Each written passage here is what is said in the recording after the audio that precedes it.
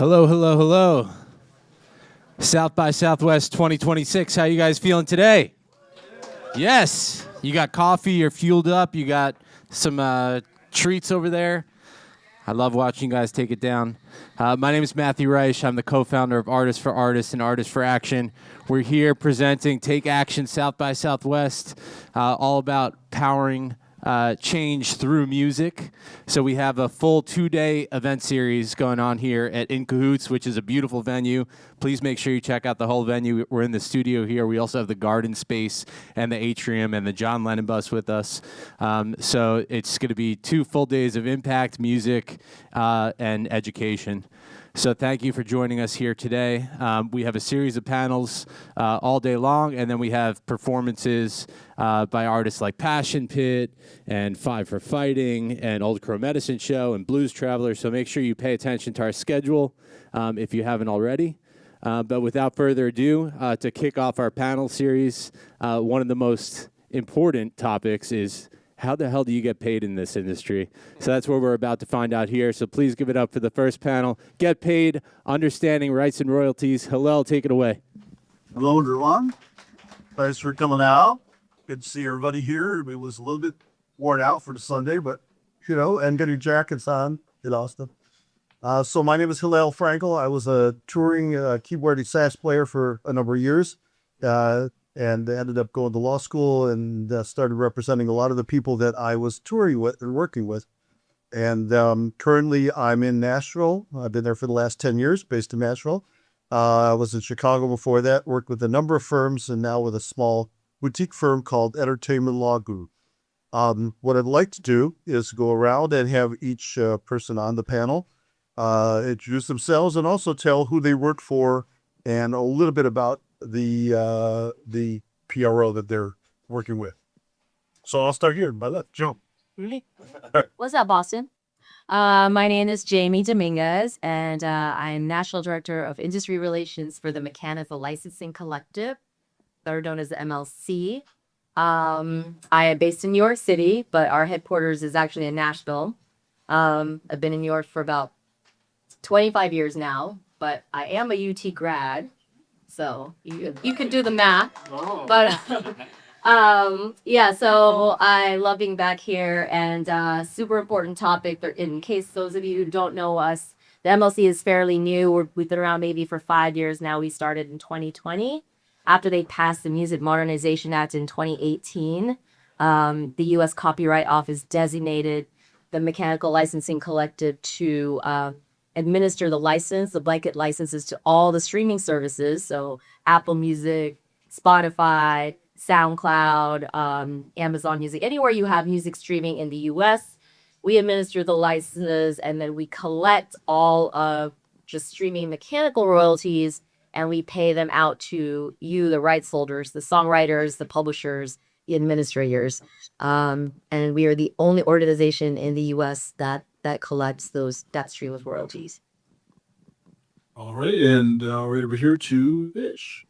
Thank you. I'm Mitch Ballard. I'm the executive director for the BMI office here in Texas, and I am a native Texan. I spent 27 years in Nashville writing songs and a musician as well, and I was thinking about it this morning. I joined my first band 42 years ago, which is hard to believe. And so been walking in these boots for a long time. And about 7 years ago, I got hired by BMI to come back home to Texas and open a creative office here. So the BMI Texas office based here in Austin on South Congress. And BMI is a performance rights organization.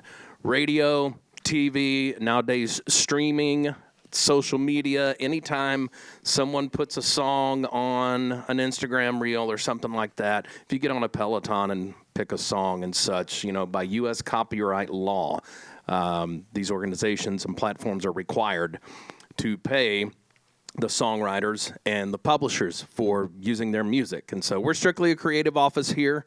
We cover a lot of territory, and it's been a great time being back home in Texas, supporting Texas artists. All right. Okay, and Tiara? Yeah, hey. Is this on?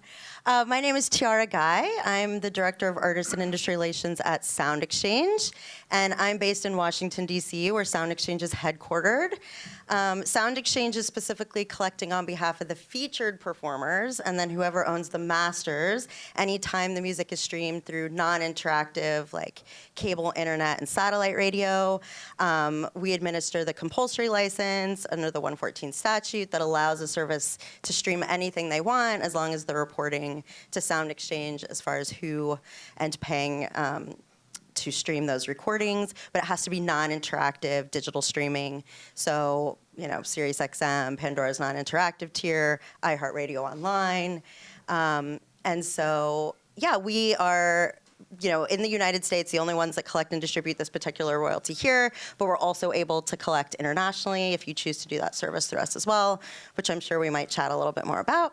But happy to be in Austin and back at South by. It's been a few years, so thanks for having me. Happy to hop in. And let me just check in on the audience. So how many creators or artists, writers do we have out there? Good portion. Industry people? Quite a few as well. The industry people, are you managers?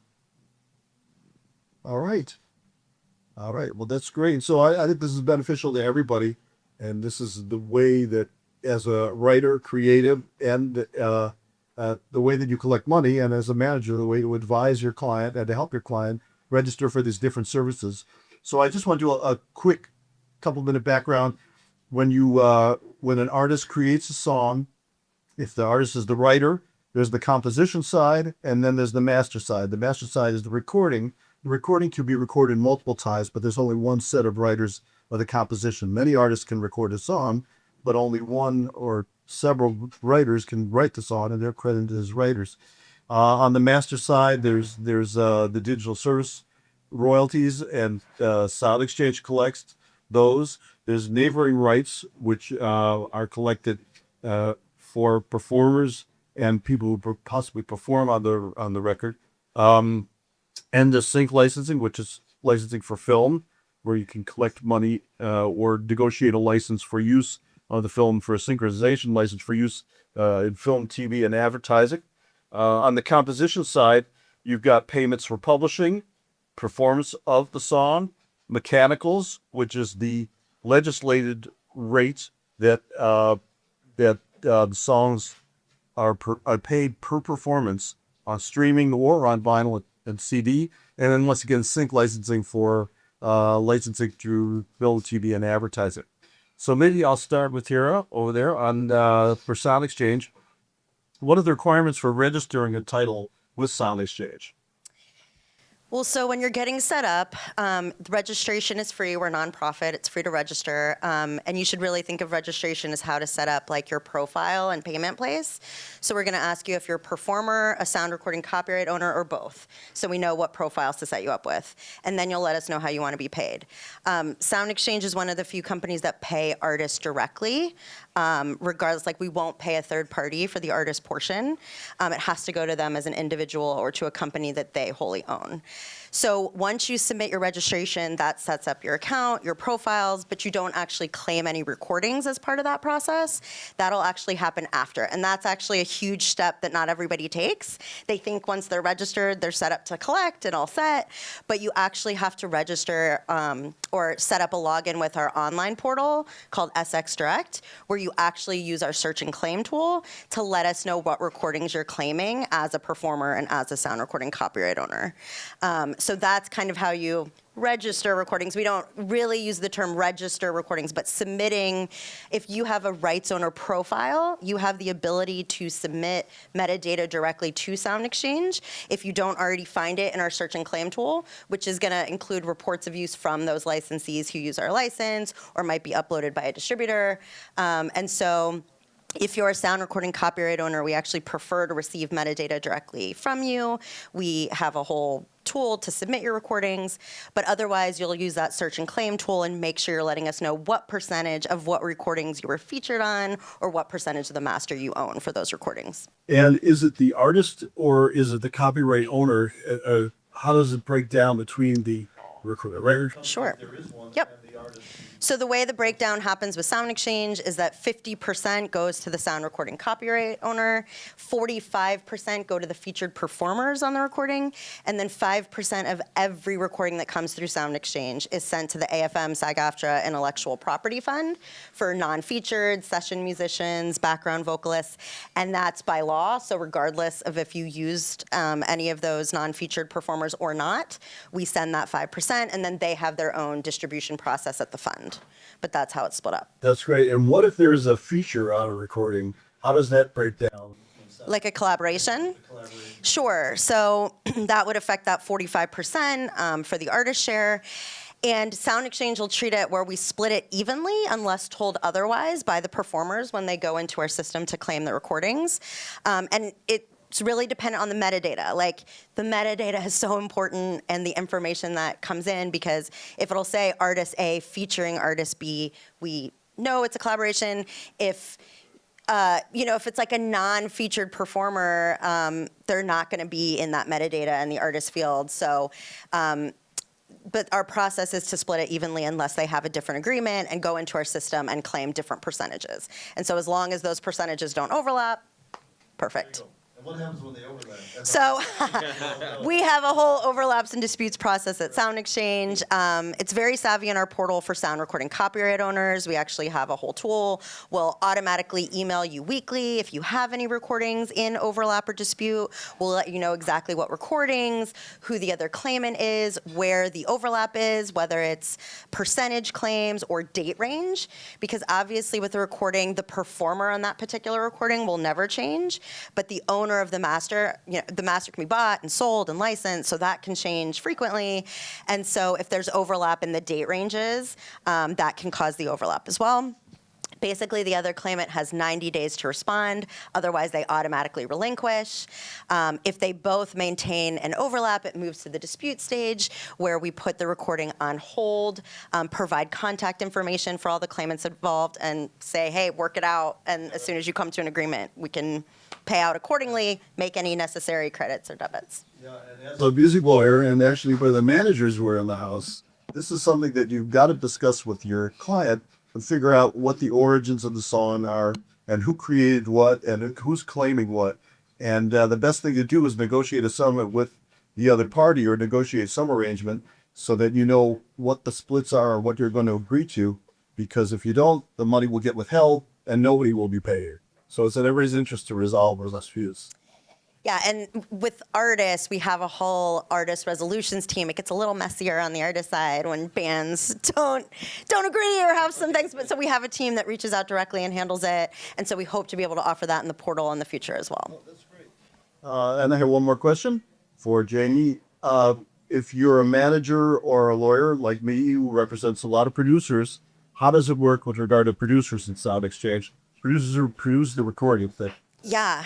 So SoundExchange is the only collection management organization with a formalized letter of direction process. So for those who don't know what a letter of direction is, they're used for a featured artist to allocate a portion of their artist royalty to a creative participant on the recording. And we define creative participant as a producer, a mixer, an engineer. And so we have to have that signed letter of direction from the featured artist saying what percentage they're allocating for which recordings. Is it retroactive? Is it as of a certain date moving forward? That artist has to be registered with SoundExchange at least for U.S. collections in order for us to honor an LOD for a producer, mixer, engineer.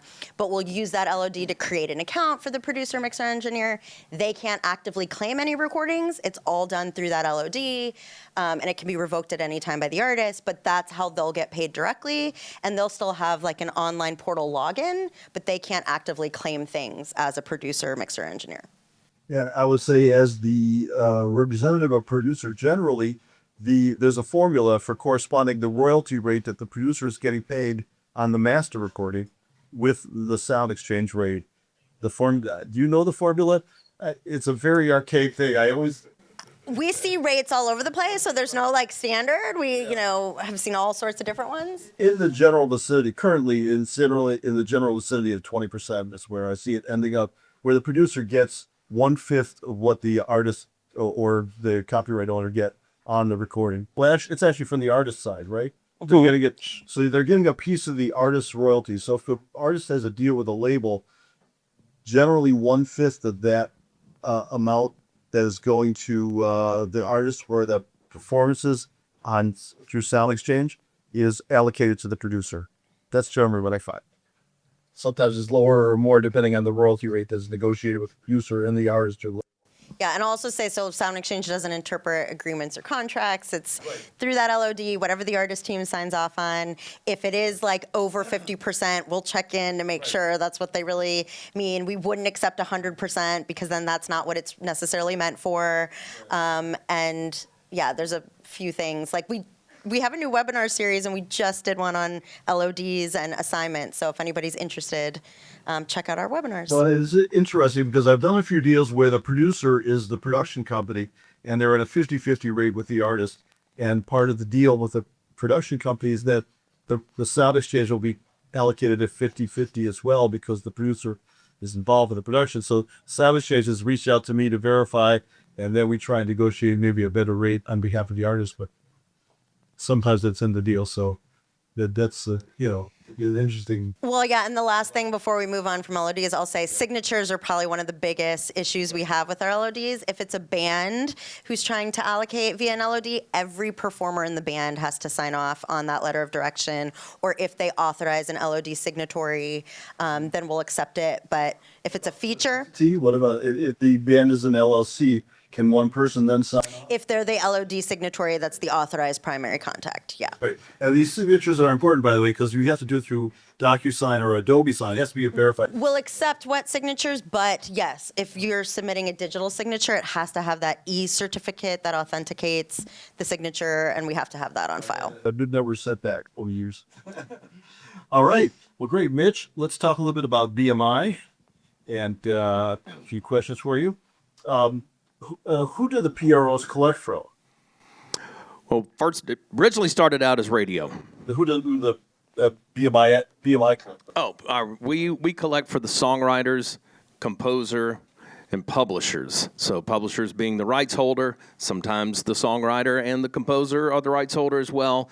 But those are the three that we represent, our three types of affiliations, is publishers, songwriters, and composers. And that's who can sign up with BMI. Yes, you can. It's free to sign up. It's $175 for an individual publishing company, and then $250 if you want to do it under an LLC and it's a one-time fee. So it's, I love to tell people down here in Texas that we've been in business 87 years, and Willie Nelson's been with us 67 of those years. So, unless he decided to spin up and exactly. So let's say 67 years ago, he signed up for a publishing company and didn't want to change it. 67 years later, he just is still that one-time fee unless you want to make changes. And I'm assuming there are a number of independent artists here who don't have publishing deals. Do you think it's a good idea for an artist to sign up as a publisher as well as their own publisher? Yeah, BMI doesn't require you to have a publishing company, but I think if you're going to make this your career, I think it's more professional.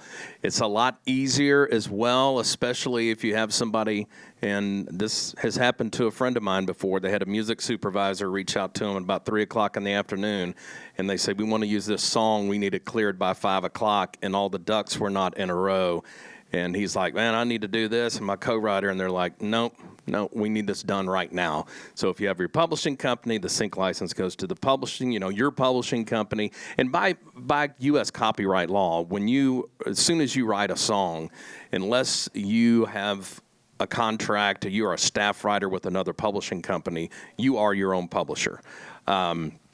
But by setting up a formal publishing company at your PRO, then you have that separate piece. So I think it's a wonderful business, to have that business foundation from the beginning. I would agree. I really recommend artists find a name for their publishing company, submit it, sign up with BMI, because as Mitch just said, oftentimes if a song is going to be placed or there's an opportunity for the song, the licensing company will want to clear the song very quickly.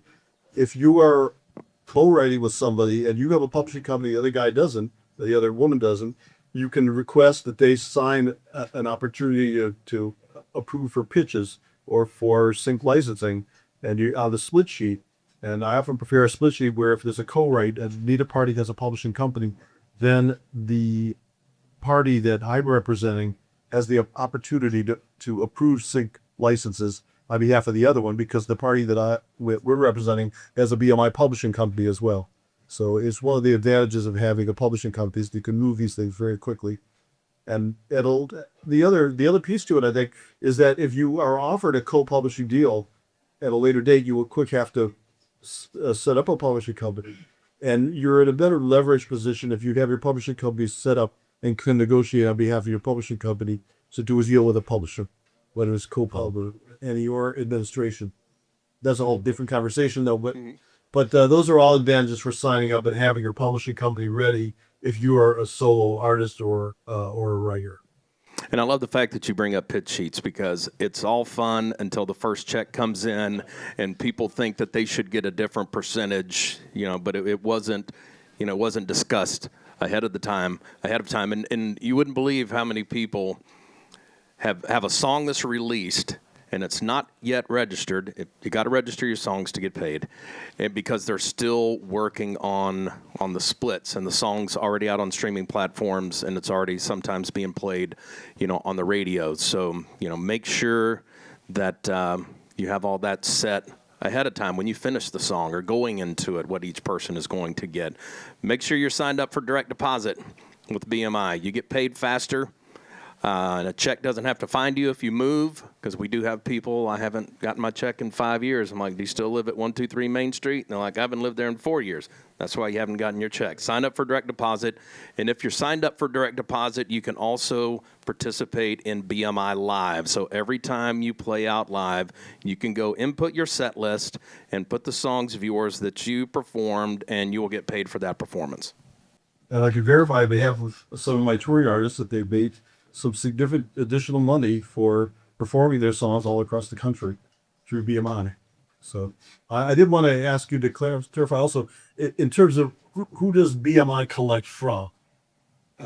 Where does the money come in from that you're going to disperse? Sure. So we have general licensing, which are bars, restaurants, any place of business that you go in that has music playing. They're required by federal law to pay a licensing fee to the PROs, and we're the go-betweens. But it did, the law did come from the federal government. It originally started out as radio and general licensing and venues, and then television came along, and then streaming platforms, social media, and basically any type of platform or any business that has music playing is required by federal law to pay a licensing fee. And then radio has its various rates they pay.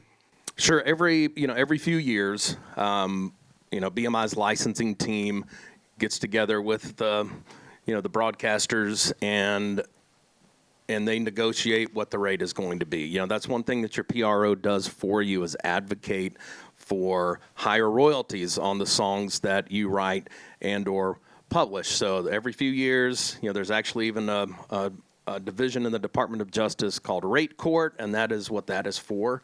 And we negotiate directly with Spotify, with Apple Music, with Netflix, with YouTube, etc. And it's, every few years, the license comes back up for renewal, and our legal affairs team and licensing team work on those.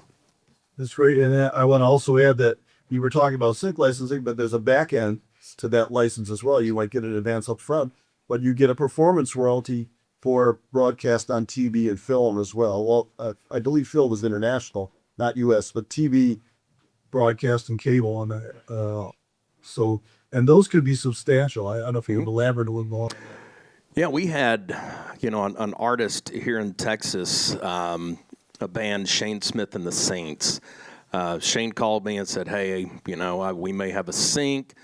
Don't tell anybody it's in, Yellowstone. How does a sync work? And he and I, discussed that. They got the sync, ended up being in 2 episodes, back to back. The song was 6 years old, and at that time had about 330,000 streams total on Spotify. It now has over 70 million because of that sync. So every time that episode gets streamed, gets played, they make a royalty off of that. People go to Spotify to listen to the song, and they make a royalty off of that. So you're getting paid twice. You're getting paid on the performances of the streaming services, but you're also getting paid by the broadcasters who are broadcasting the show on TV, cable, wherever. Yeah.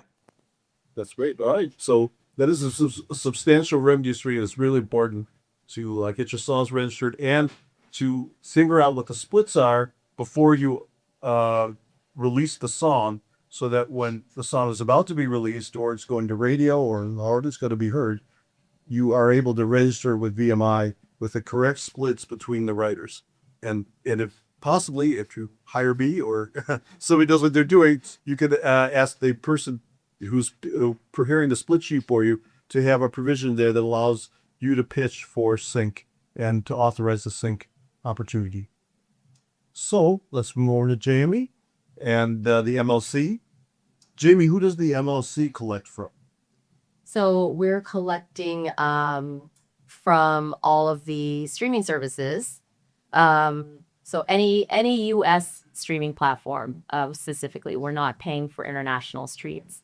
So any U.S. platform like Spotify, Apple Music, Amazon Music, SoundCloud, all of these platforms in the U.S. where you have your music streaming, we're going to pay you, the songwriter or the publisher or administrator, your streaming mechanical royalties per flight. That's great. And who can sign up? Who could sign up for the MLC? Great question. Okay, so if you're a self-administered songwriter, that means you don't have a publisher and you don't have an administrator, then you would register with us directly. It's free to join. We're a nonprofit. The beautiful thing about the MLC is we were born out of legislation. We were born out of the Music Modernization Act. And part of that agreement was all of the streaming services actually fund the MLC. So we were funded by the DSPs. They're paying our overhead costs. We don't collect any commission. We don't take any fees from your royalty. We're paying you 100% of your royalties. And you can join the MLC for free. Everybody needs to join in order to collect the royalties. So there's no reason not to do it. And what's really interesting, and I don't know how many people were doing this before there was digital streaming, but pre-digital streaming, when you're putting out physical products, and still today when you're putting out physical product, you need to secure a mechanical license to put out the product from the songwriters. So for vinyl CDs, you'd have to pay a company called Harry Fox, who was administering for most publishers, a certain fee, a rate per unit that you were going to sell. At the time, it was 9.1 cents for a long time. And before you could put out a record, oftentimes you'd have to go to Harry Fox and pay this advance fee. So what the MLC has done in terms of streaming is automate everything. And now the artist who's putting out the song does not have to secure the mechanical license immediately for releasing the music. That's right. Mm-hmm. And let's see. What happens with regard to worldwide performances on the mechanical side? So in other countries, there are other, collection organizations that collect for the streaming mechanicals in those territories. So a lot of the PROs in other countries also cover mechanical streaming. Or, you have, for instance, in Canada, you have CMRR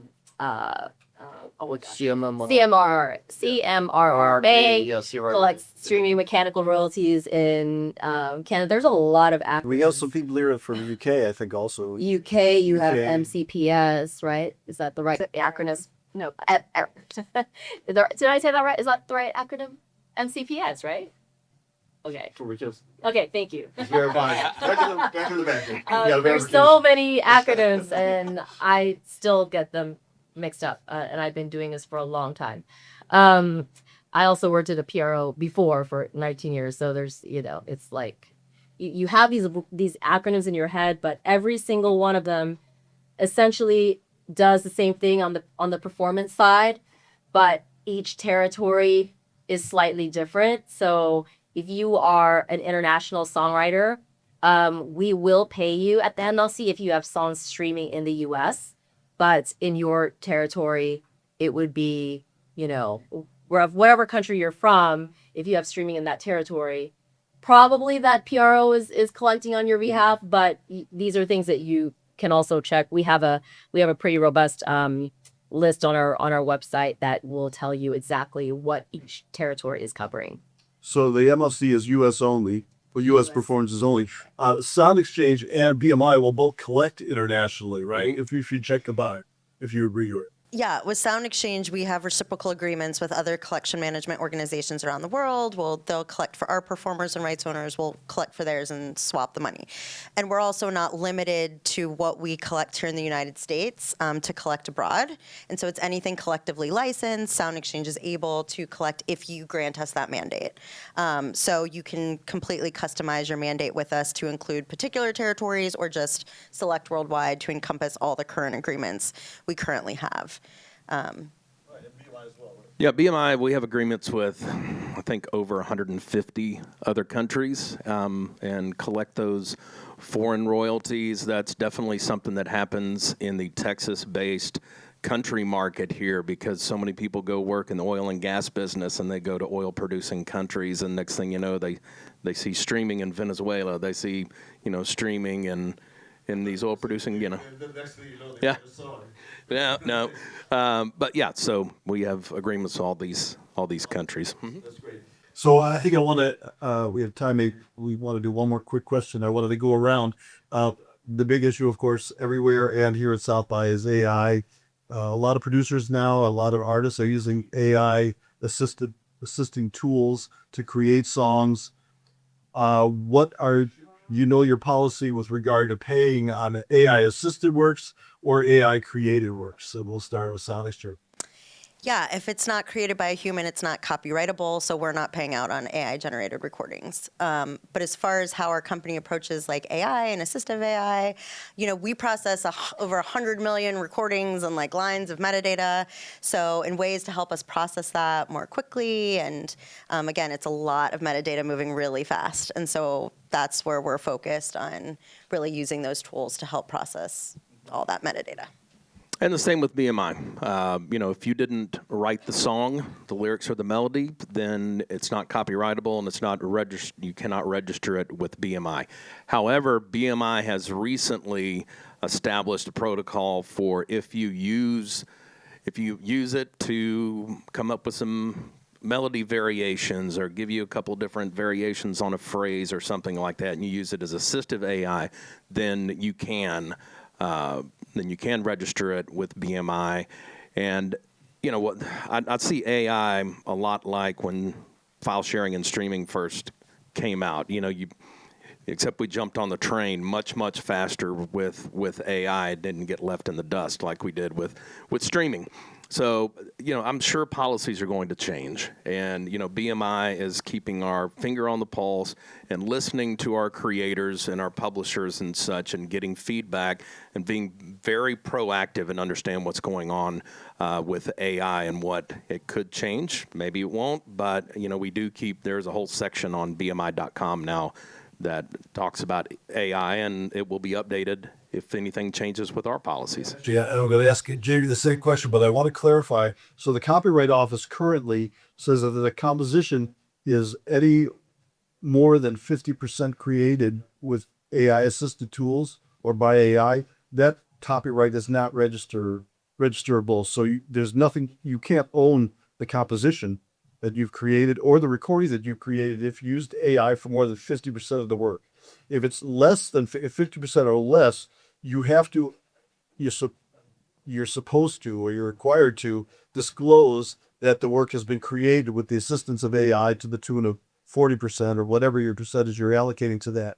Now, obviously, on the honor system, it's hard to get everybody to admit exactly what they've used, especially producers who don't want to admit that they've used a lot of AI. But this could come back to harm you, because if the song becomes successful and there's a piece or there's another party out there who feels that some of their copyrights have been infringed in creating this work, or a group of people feel that there's some infringement there, in the course of the litigation, it could come out that the court could request through discovery that you have to disclose how you created the work. And there's going to be metadata, there's going to be information that's going to disclose that you've used, and you used your various AI assisted tools to create that work. So it is best, and you could disqualify your whole copyright if you misinformed the copyright office. So it is best to disclose properly what you used on that work. So if it's more than 50%, you can't register it anyway. You can't have a copyright. What does the MLC do with regard to these works? Yeah, well, you kind of already answered for me in your explanation. No, it's great. Thank you for doing my job. So, because we are overseen by the U.S. Copyright Office, we are following exactly what their direction is. So, to your point about the percentage of human authorship that's required to actually be copyrightable, that is what we follow. And if there's any sort of dispute or concern, then for now that will be taken case by case until there is a formal legal framework to address AI, which there isn't yet, which is why it's this constant. Right. And really, the only formal thing to follow is the Copyright Office's disclosure of what their position is. My understanding is also that the PROs, if there is a dispute there as to whether it's an AI assisted work or if the majority of the work is AI assisted, the PROs will withhold the royalties until there's some kind of clarification. Yeah. So it's very possible that you could write part of a song and use AI to create the rest of the song and have a work out there that starts becoming successful, but you can't collect it all for the performance or the recording because you didn't actually create it. And all of the PROs and possibly your record company or whoever you didn't disclose to will withhold the royalties and it will not generate any revenue for you. Yeah, right now there's just a lot of fraud detection and red flags that our data teams look out for. Certain things that are pretty obvious, like a certain spike in activity, amount of songs uploaded all at once, things like that are generally big red flags out of the gate. There was you probably heard about this case. I think it was last year or 2 years ago. This guy basically collected $10 million in royalties that were generated by AI generated music that he uploaded onto streaming services, onto Spotify. And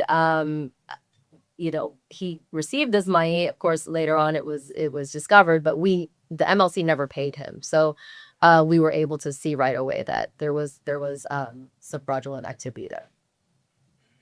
All right, I think we are done. I got the cutoff gesture. So we're all good. But I hope you all learned some important information for this panel. And let's thank our panelists here for telling us about how the collection process works. So they're performance rights organization. And look forward to the rest of the panels here today.